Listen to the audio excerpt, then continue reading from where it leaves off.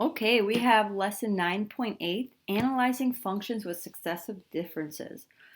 So what we're going to do is we're going to take data and decide what kind of graph they would make. Okay? Decide if they're linear, quadratic, or exponential, just by looking at their numbers. So I hope you realize by now linear is a line, and that's y equals mx plus b. Quadratic, we've been working on for a couple chapters now. That's your parabola. And you have ax squared plus bx plus c. And your exponential, it's been a while since we've done exponential, but that's a times b to the power of x. And that's that nice curve. So linear and nonlinear. How we're going to tell is, first of all, you can graph these points, okay, and see if you have enough points to decide if it's going to be a line or a parabola or this nice curve.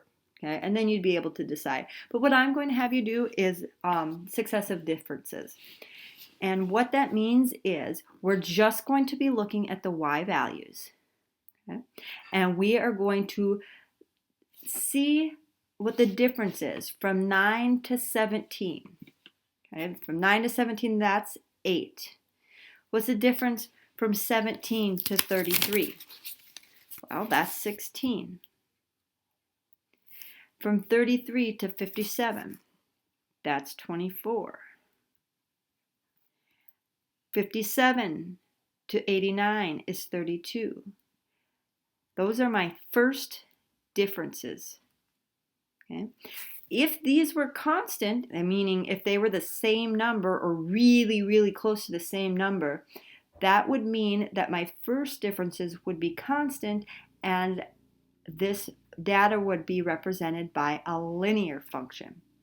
However, these are not the same. So now we need to go down and do the second differences. So now I use these numbers. To get from 8 to 16, I must add 8. 16 to 24, I'm adding 8. 24, oh, this was supposed to be a 3. To 32, I add 8. Well, there, my second differences are constant. They're all 8. That means that this data is best represented by a quadratic function. So, if first differences are constant, linear. If second differences are constant, quadratic. And we will talk about exponential in a bit. So,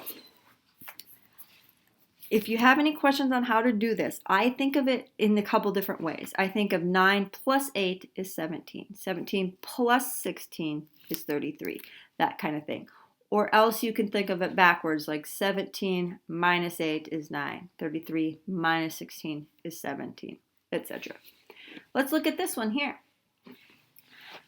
Okay, to get from 8 to 11, I'm adding 3. 11 to 14, 3, 3, 3. Well, my first differences are constant. So what does that mean? Linear.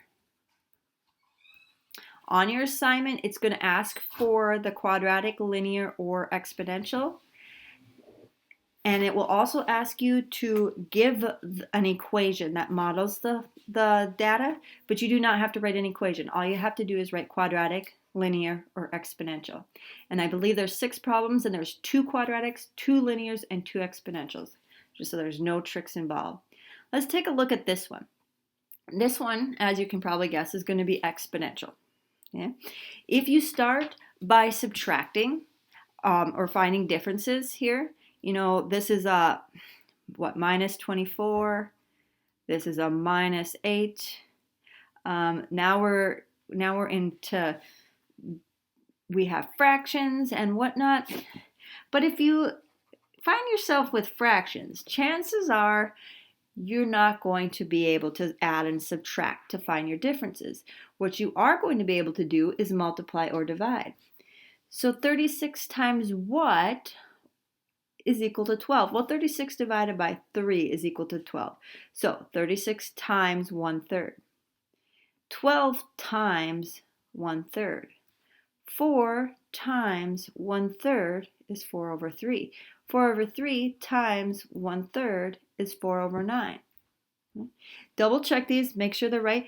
But when you're multiplying and not adding or subtracting, that means that you have exponential. Yeah. So this data will be modeled by an exponential function. Again, you don't have to create the equation, just write exponential, quadratic, or linear. And I wrote that right there. So let me know if you have any questions on how to do this. Again, there's 6 problems on your assignment, and there's 2 exponentials, 2 quadratics, and 2 linears. All right, good luck.